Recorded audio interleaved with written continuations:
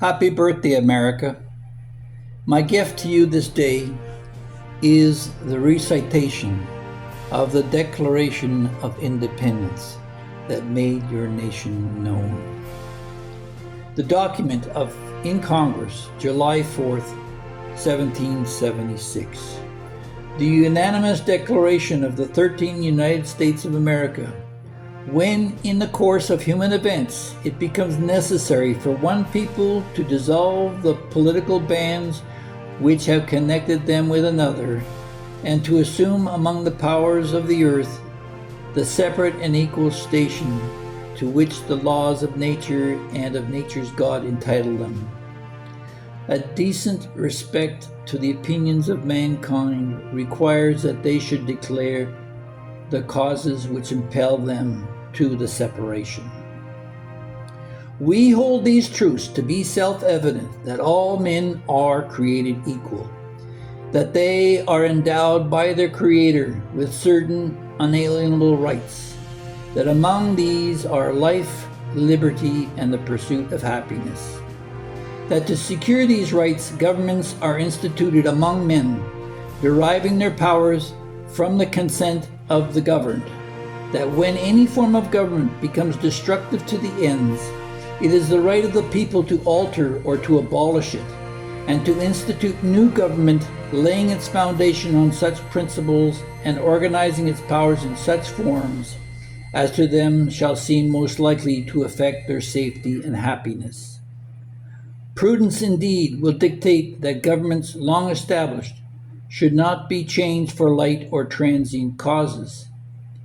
And accordingly, all experience has shown that mankind is more disposed to suffer while evils are sufferable than to right themselves by abolishing the forms to which they are accustomed. But when a long train of abuses and usurpations, pursuing invariably the same object, evinces a design to reduce them under absolute despotism, it is their right, it is their duty to throw off such government and to provide new guards for their future security. Such has been the patient sufferance of these colonies, and such is now the necessity which constrains them to alter their former systems of government. The history of the present King of Britain is a history of repeated injuries and usurpations, all having in direct object the establishment of absolute tyranny over these states. To prove this, let facts be submitted to a candid world. He has refused to assent to laws, the most wholesome and necessary for the public good. He has forbidden his governors to pass laws of immediate and pressing importance, unless suspended in their operation till his assent should be obtained, and when so suspended, he is utterly neglected to attend to them.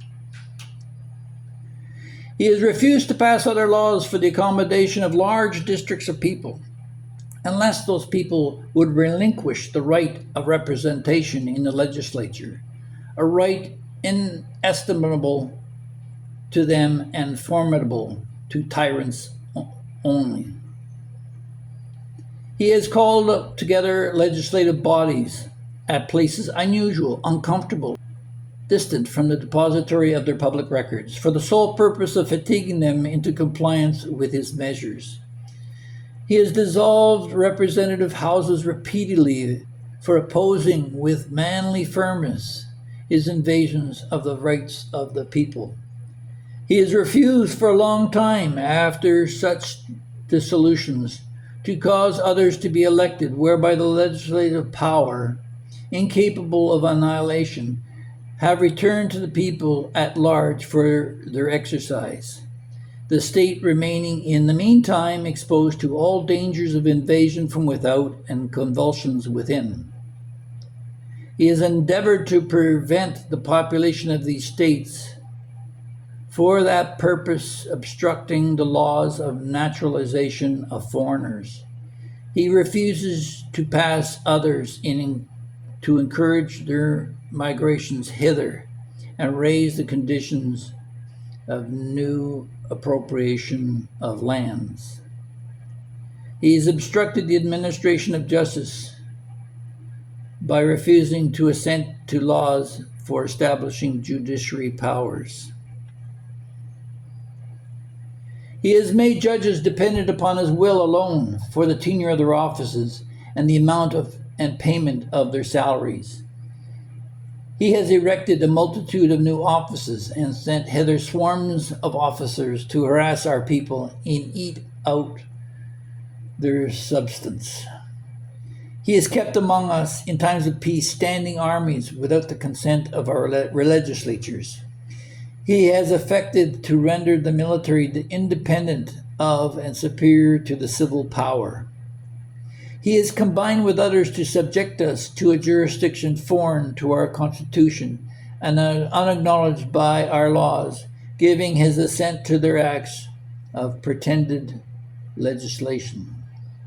For quartering large bodies of armed troops among us, for protecting them by a mock trial, from punishment for any murders which they should commit on the inhabitants of these states, for cutting off our trade with all parts of the world, for imposing taxes on us without our consent, for depriving us in many cases of the benefits of trial by jury, for transporting us beyond seas to be tried for pretended offenses, for abolishing the free system of English laws in a neighboring province, establishing therein an arbitrary government, and enlarging its boundaries so as to render it at once an example and fit instrument for introducing the same absolute rule into these colonies,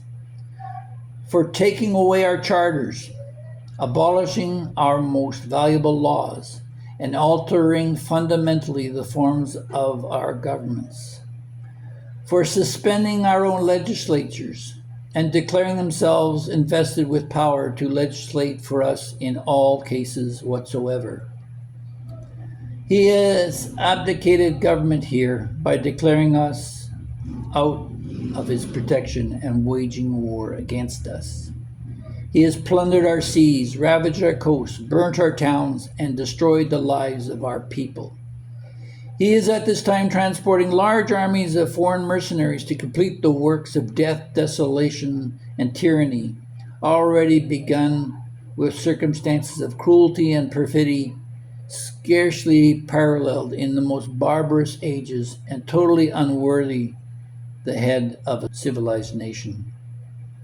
He has constrained our fellow citizens, taken captive on the high seas to bear arms against their country, to become the executioners of their friends and brethren, or to fall themselves by their hands. He has excited domestic insurrections among us and has endeavored to bring on the inhabitants of our frontiers the merciless Indian savages, whose known rule of warfare is an undistinguished destruction of all ages, sexes, and conditions. In every stage of these oppressions, we have petitioned for redress in the most humble terms. Our repeated petitions have been answered only by repeated injury. A prince whose character is thus marked by every act which may define a tyrant is unfit to be the ruler of free people. Nor have we been wanting to in attention to our British brethren. We have warned them from time to time of the attempts of their legislature to extend an unwarrantable jurisdiction over us. We have reminded them of the circumstances of our admission and settlement here. We have appealed to their native justice and magnanimity and have conjured them by the ties of our common kindred to disavow these usurpations, which would inevitably interrupt our connection and correspondence. They too have been deaf to the voice of justice and of sanguinity. We must therefore acquiesce to the necessity which denounces our separation. and hold them as we hold the rest of mankind, enemies in war, in peace, friends. We, therefore, the representatives of the United States of America in General Congress assembled, appealing to the Supreme Judge of the world for the rectitude of our intentions, do, in the name and by authority of the good people of these colonies, solemnly publish and declare that these united colonies are, and of right, ought to be free and independent states, that they are absolved from all allegiance to the British Crown, and that all political connection between them and the state of Great Britain is and ought to be totally dissolved, and that as free and independent states, they have full power to levy war, conclude peace, contract alliances, establish commerce, and to do all other acts and things which independent states may of right do. And for the support of this declaration, with a firm reliance on the protection of divine providence, we mutually pledge to each other our lives, our fortunes, and our sacred honor. And I'm proud to be an American, where at least I know I'm free. And I won't forget